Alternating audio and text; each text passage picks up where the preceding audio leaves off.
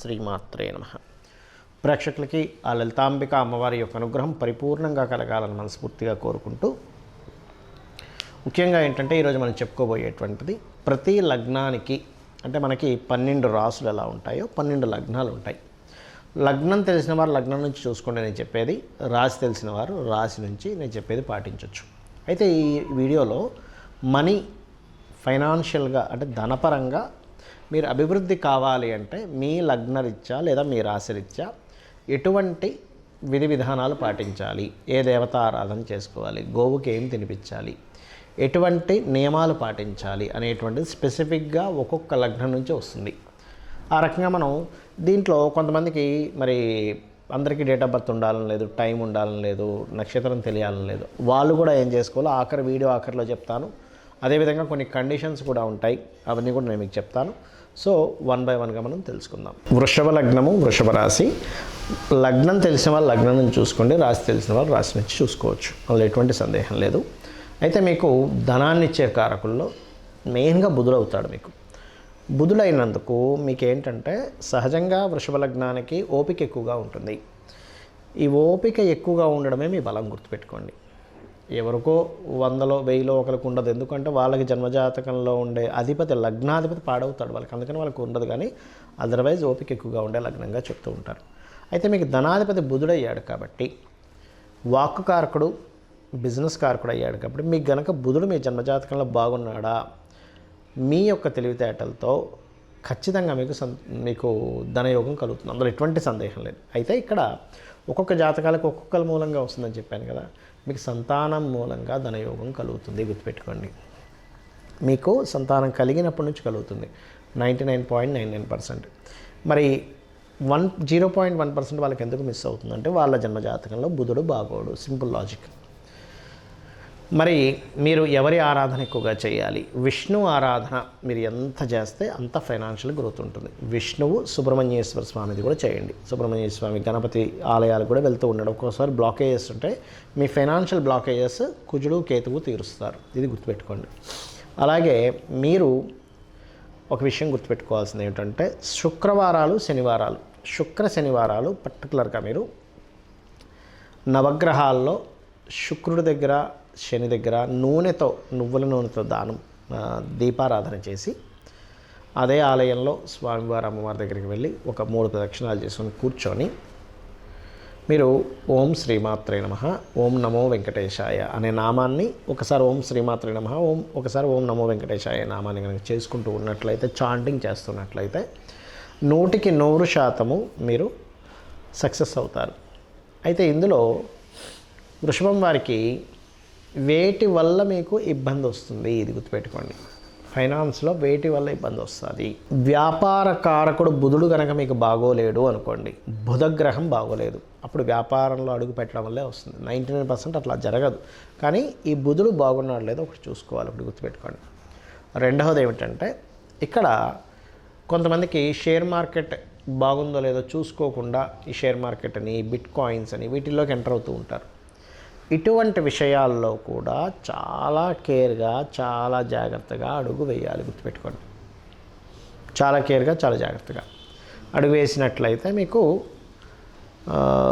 అక్కడ మీకు ఒక క్లారిటీ వస్తుంది, అసలు నేను ఇప్పుడు వెళ్ళాలా వద్దా అనేటువంటిది. ఎందుకంటే సర్వసాధారణంగా ఈ వృషభ లగ్నంలో జన్మించినప్పుడు గురుగ్రహం కనుక ఏమాత్రం పాడైనా చాలామంది ఎక్కడ ఇబ్బంది పడతారంటే వృషభ లగ్నంలో పుట్టి, కొంతమందికి వాళ్ళకి స్కూల్స్, కాలేజెస్, ట్రైనింగ్ సెంటర్స్ విషయాల్లో వాళ్ళకి పెద్దగా యోగం లేదనుకోండి, అంటే గురువు పాడయ్యాడు, పర్టికులర్గా అష్టమ లాభాధిపతి పాడయ్యాడు, అందులో ఏదో వస్తుంది. ఇంకొంతమంది నేను చూశాను వృషభ లగ్నంలో, ఎవరో పరిచయం అయ్యారండి, మేము దుబాయ్ నుంచి తెప్పిస్తాం బంగారాన్ని, సో మాకు చాలా తక్కువ పడుతుంది, అక్కడికి ఇక్కడికి తులం బంగారంలో 10-15 వేలు తక్కువకి వస్తుంది అనగానే ఏముంది కొనుక్కొని అటు అమ్మేసుకోవచ్చులే అనుకొని నేను ఏం చేశాడు, కొంచెం ఫస్ట్ వాళ్ళు చూపించగానే టెస్ట్ చేయించి అది బాగుంది అనుకున్నాడు, టకా ఒక 20 లక్షల బంగారం కొనేసాడు. అక్కడ అప్పులు చేసి ఇక్కడ అప్పులు చేసి తీరా చూస్తే అందులో కొంచెమే ఒరిజినల్, మిగతాదంతా డూప్లికేట్. అంటే ఏమిటి, గోల్డ్ రిలేటెడ్ ఈ ఆధ్యాత్మిక సంబంధించిన వాటిలో ఏవేవో కొంతమంది నేను చూసా, వాళ్ళు ఏవో ఈ ఆధ్యాత్మిక సంబంధించిన షాప్స్ పెట్టేస్తుంటారు సడన్గా ఒక్కోసారి. వాళ్ళకి అసలు అది యోగిస్తుందా యోగించదా చూసుకోరు. కాబట్టి ఈ యొక్క విషయాలు ఇవి కొంచెం చూసుకోవాలి, ఎందుకంటే 8th and 11th లార్డ్షిప్ వచ్చింది కాబట్టి. అలాగే మీకు మీ వ్యాపారాలలో మీరు ఏదైనా వ్యాపారం చేస్తున్నాడు బుధుడు బాగుంది, సంతానం కనుక ఆ వ్యాపారాలు ఇన్వాల్వ్ అయితే ఇంకా గ్రోత్ ఉంటుందనే విషయం మీరు అర్థం చేసుకోండి.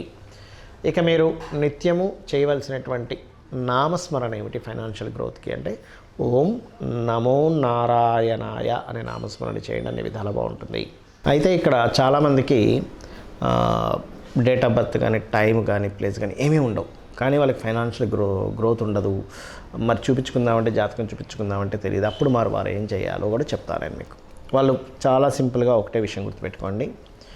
ఒకటి పాయింట్ నెంబర్ 1, నిత్యము కూడా ఎర్లీ మార్నింగ్ నిద్ర లేచి 5 గంటలప్పుడు ఆ సమయంలో కనుక చక్కగా కాలకృత్యాలు తీర్చుకొని లలితా సహస్రనామాలు రెగ్యులర్గా వినడం. మొత్తం సహస్రనామాలు నోటికి రాదు, కేవలం వినడమే అనేది నాకు ఎంత ఎలాగో ఉందండి అనుకుంటే మీరు నవవిద్రుమ బింబస్త్రీ న్యక్కారి విధనచ్చదాయే నమః అనే నామస్మరణ చేసుకోండి. దీనికి ముందు ఓము లాస్ట్లో నమః కలుపుకొని చేసుకోవచ్చు. ఒకటి.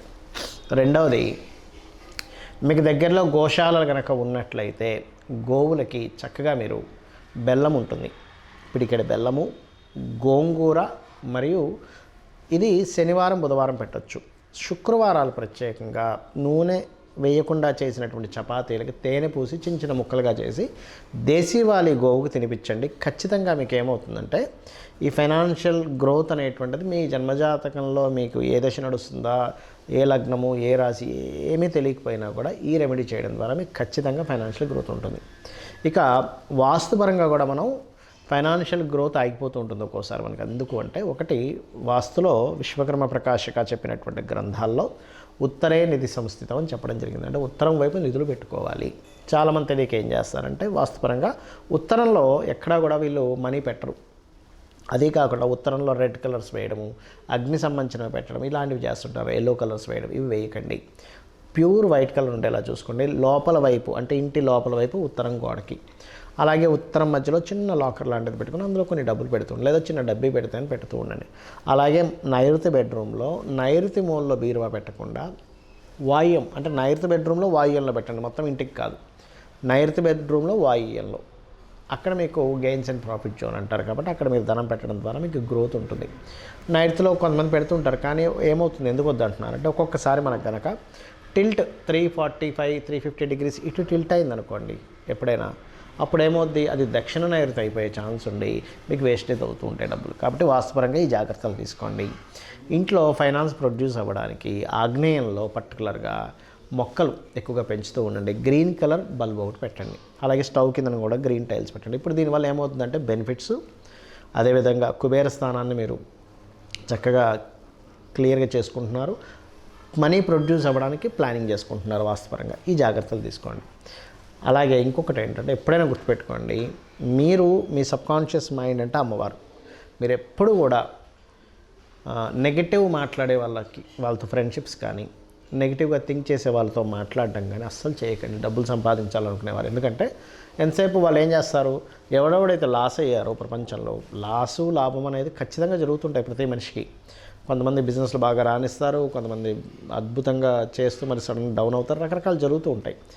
నెగిటివ్ కాన్సెప్ట్ ఆలోచనలు ఉన్న వాళ్ళు ఏం చేస్తారంటే ఇక వాళ్ళ సేపు వీళ్ళకి బిజినెస్ లేదు, వాళ్ళకి బిజినెస్ లేదు, మనకు కూడా బిజినెస్ లేదు అంటే ఎంతసేపు నెగటివ్ని వాళ్ళ మైండ్లో తిప్పుకుంటూ ఉంటారు. అటువంటి సర్కిల్లో మీరు వెళ్ళినట్లయితే మీకు కూడా అదే స్టార్ట్ అవుతుంది. అలా కాకుండా పాజిటివ్ థింకర్స్ ఎప్పుడు మీ చుట్టూ ఉండాలి.